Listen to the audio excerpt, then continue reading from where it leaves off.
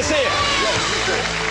How have you been, my friend? I've been just fine. Just fine. Thank Things you. are well, I am. Yeah, not too bad, not too bad. Good, good. Now, you hosted Saturday Night Live last week. Have fun? Was that great fun for you? Well, now, fun. Fun. You see, where I was brought up, Yes. sort of fairly strict Presbyterian household, fun was viewed with suspicion. Really? Yes, fun was not a good thing. Pleasure was a questionable goal, and fun nowadays it stayed with me. And fun, Really? I don't see it as the goal of these things. I think I may actually be incapable of having fun. Really? So when I went there and people said, "Oh, you know, just have fun," Yeah. To me it's like saying, "Just have a baby." You know, it's that ridiculous. I'm just sort of not put together. I mean, that have way. you ever thought back and realized later, after you analyzed it, that something was fun? More than 15 years later. Yeah, it takes a while. It's like sort of seeping through the rock. Right, Yeah, right, it's as funny gets there. Yeah.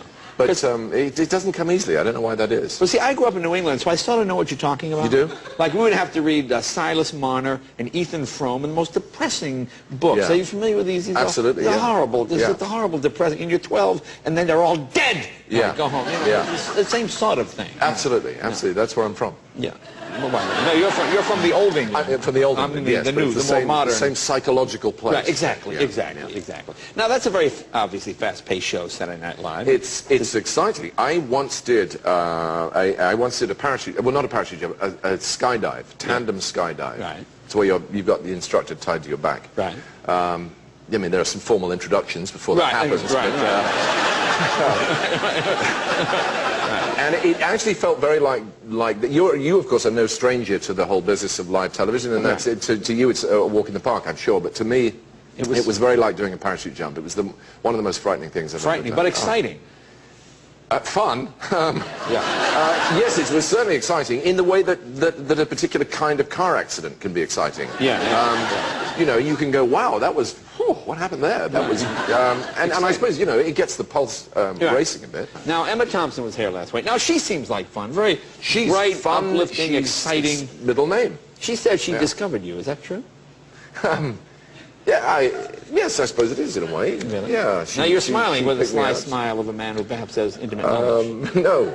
Well, we had a relation. We stepped out together. You stepped out? Yes. Is that like a relationship? It's very like, it isn't a relationship, but it's like one. But you dated? Yeah, we dated. Was that fun? It certainly had its moments. Yeah, that's what I'm saying. Okay. But you see, that was more than 15 years ago. All right, so now you can look back and go, you can look at the photographs and go, that Exactly, was fun. no, that was fun, yeah. All right. Because, you know, she said something odd about you. Really? Which would mean that, obviously, she said that you could walk and sleep at the same time. Do you know what I'm talking about? Does this ring a yes, bell? I do remember. I remember her saying that. I obviously wasn't aware of being asleep. I was in full-time training for rowing. Rowing was really the reason I went to the university, and that's what I did the whole time. So you hope to be a professional rower? Well, it's not really a profession, but I was in full-time, certainly. Right, okay.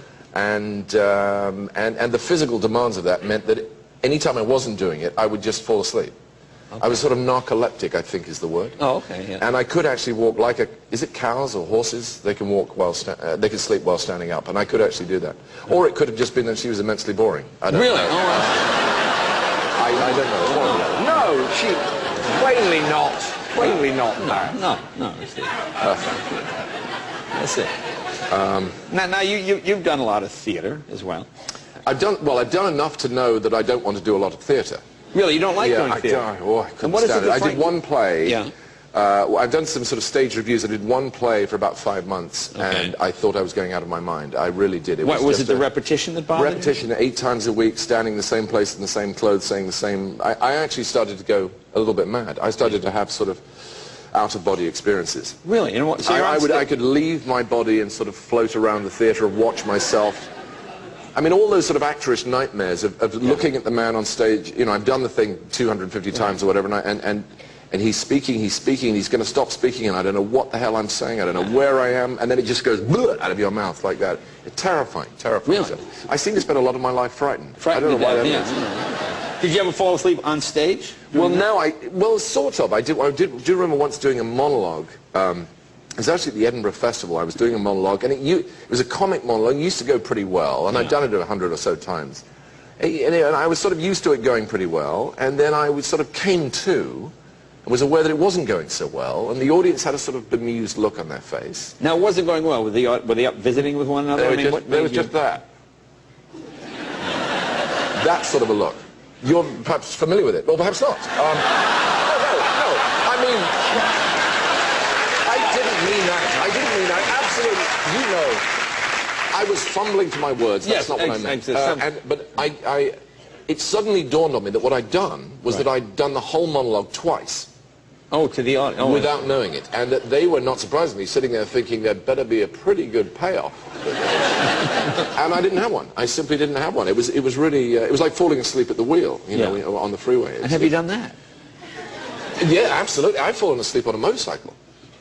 Really? That seems like it would be tricky. Yeah, I know. In fact, it doesn't actually, even as I say it, it doesn't really sound possible, but I've done it quite often. And do you wake up in another town, or where do you wake up? Where are you? No, you just wake up sort of 3 feet from the rear fender of that truck. I mean, I have had that happen where you go along and, and it does hit you. And then, funnily enough, you don't sleep again for about 2 hours, do you? All right, look, we'll take a break. More with Hugh Laurie right after.